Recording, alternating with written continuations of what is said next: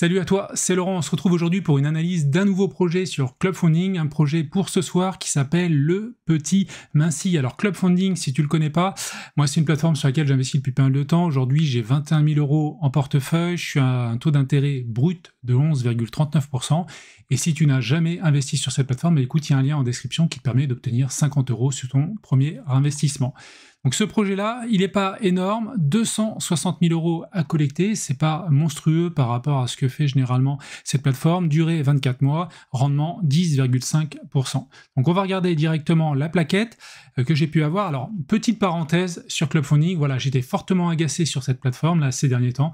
Franchement, ça m'a agacé parce qu'à chaque fois qu'ils envoient le mail sur un nouveau projet, voilà, une nouvelle collecte qui se lance, eh ben, j'arrivais pas à avoir ma plaquette à télécharger. Alors, je l'avais historiquement, je l'avais pu, j'ai renvoyé des mails, on me répondait, voilà, on me mettait la pièce jointe en copie, mais à chaque fois, je devais galérer pour récupérer cette plaquette, et ça y est, il y a une personne du support qui m'a répondu et qui m'a permis d'activer, voilà, enfin d'avoir le fichier PDF directement accessible, donc ça c'est une bonne chose.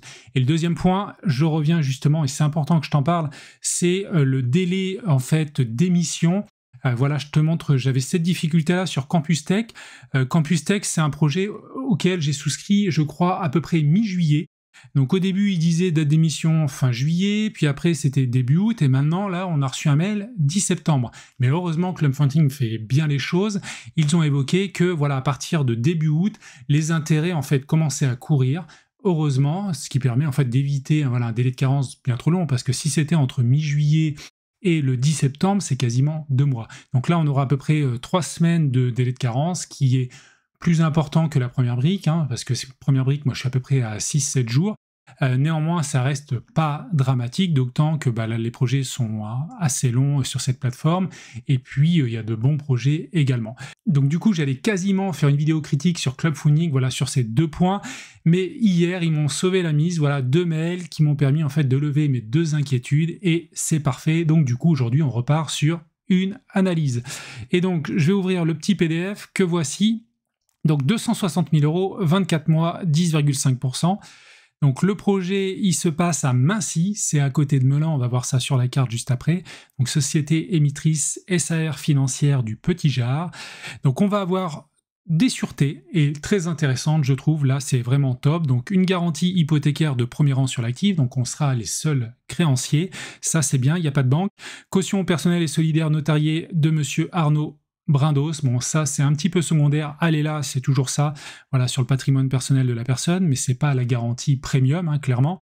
Et puis une garantie à première demande sur la société elle-même, donc ça c'est un petit plus, on verra le bilan tout à l'heure, mais clairement le top c'est la garantie hypothécaire de premier rang sur l'actif, et ce qui est vraiment bien en plus, c'est les 2 éléments, donc là on a une garantie sur le bien, sur la société, et également sur le patrimoine personnel de monsieur Arnaud Brindos, donc ça c'est vraiment ceinture et bretelles, et c'est top. Donc si on descend un petit peu, donc les points forts, c'est un opérateur expérimenté, faible risque technique et absence de risque administratif, donc ça c'est en lien avec les divisions, tu vas voir, il va faire pas mal de lots. La garantie hypothécaire de premier rang, évidemment. Point d'attention, effectivement, il va faire un certain nombre de lots, donc il n'y a pas de commercialisation pour le moment, donc ça c'est un problème. Et puis les 2 autres points, c'est du classique, je reviens pas là-dessus. Donc on va descendre un petit peu, la société, donc c'est B. Lizard Island Spirit, organigramme simplifié, donc monsieur Arnaud Brindos qui gère cela. Voilà, concernant les dettes, donc on est en 2022, donc capitaux propres 70 000 €, je crois, dette nette 0, chiffre d'affaires donc 377 000 € en 2022. Donc le dirigeant Arnaud Brindos, 51 ans, donc là on voit tout son petit parcours, ses expériences, ses projets historiques, donc il y en a eu pas mal de faits, marge réalisée 50%, waouh, c'est énorme là, marge réalisée 18%, et 2 autres projets en cours, marge prévisionnelle 41%, waouh, et 33%. Ça, c'est du lourd, mais je crois que ce projet-là sera un petit peu plus bas. Donc le projet en détail, il y a 5 slides, on rentre, voilà, on va regarder ça dans le détail. Le Petit Minci, donc 12 rue Alfred et Edme Sommier à Minci. Donc c'est dans la banlieue de Melun, au centre du village, à 5 minutes à pied des jardins, et à 100 mètres de l'école maternelle de la mairie. Donc je vais te montrer ça sur la carte, hop. Donc Melun se situe ici, et donc la petite commune de Minci, c'est ici. Donc je vais zoomer un petit peu, voilà, et on va regarder plus précisément la parcelle de terrain. Donc c'est ici, c'est ce bâtiment, avec, je crois, une petite dépendance derrière et un terrain. On va regarder ça, et puis je vais te montrer tout de suite la façade. Voilà, c'est ce bien-là.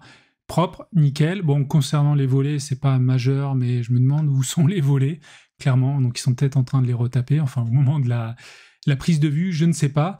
Mais la maison est vraiment chouette, ça a l'air sympa. Concernant la rue aussi, ça a l'air d'être un petit village vraiment sympathique.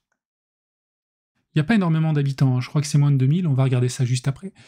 Donc là, je suis sur Meilleurs Agents, mais on va y revenir après. Et surtout, je voulais te montrer directement, donc Mincy, la population. Donc 1819 habitants, donc c'est en hausse. Et on va regarder vraiment l'augmentation de la population pas à pas. 1000 habitants, bon, ça on s'en fiche, 1800. Et depuis 2010, donc 1700, ça a été globalement à l'équilibre, hein, depuis 2005. 1007, 1007, 1007. Et là, ça a un petit peu augmenté ces derniers temps, à 1819 habitants. Donc ça, c'est pas mal. On va continuer un petit peu. Et donc le projet en tant que tel, voilà, on rentre dans le dur. L'acquisition est d'un ensemble immobilier de 340 mètres carrés de surface habitable pour 300 000 euros. Donc ça, c'est pas énorme, hein, le prix au mètre carré. 882 euros par mètre carré, vraiment. Donc peu de travaux, 20 000 euros, soit 200 euros du mètre carré de surface habitable. Donc pour la maison divisée en 3 lots.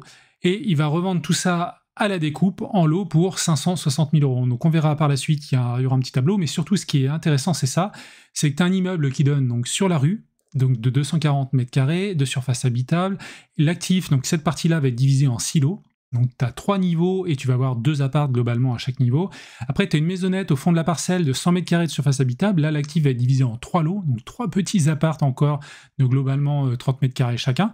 Nécessite de légers travaux de rénovation, la mise en copropriété et l'installation de compteurs électriques pour chaque lot. Donc ça, effectivement, il y a un petit peu de frais, mais c'est totalement faisable. Et puis, enfin, l'actif C, donc c'est un terrain constructible de surface totale de 1151 mètres carrés. Donc ça, c'est top derrière pour la revente, sachant que la promesse de vente a été signée donc en 2022 pour 300 000 euros sans conditions suspensives et l'acquisition est prévue pour septembre 2023. Donc ça, c'est top. L'ensemble immobilier sera acquis libre de toute occupation, donc ça c'est vraiment bien vis-à-vis de nos potentiels locataires qui auraient pu gêner ou rallonger un petit peu les délais derrière de revente. Pas d'autorisation administrative, légers travaux, on l'a dit, commercialisation, donc là, il faudra tout commercialiser parce qu'aujourd'hui, il n'y a rien de commercialiser, et vis-à-vis des prix du marché, donc on est aux alentours, hein, bon ça c'est la source Meilleur Agent, c'est ce que je t'ai montré tout à l'heure, 2924 euros du mètre carré pour un appartement, 2664 pour une maison, donc ça c'est ok. Et si on regarde donc la grille de commercialisation, donc sur la maison, c'est ce que je te disais, 6 lots de 30, 40, 30, 40, 50, 50, donc 2 T1, 2 T2, 2 T2 duplex.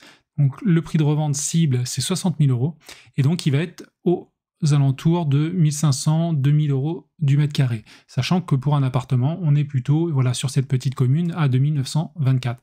Donc là, c'est intéressant, le prix de revente cible sera en dessous du prix du marché. Concernant la maison, un T1, un T2 duplex, T1, donc là, pour un total, oui, le T2 duplex sera plus cher à 100 000 euros.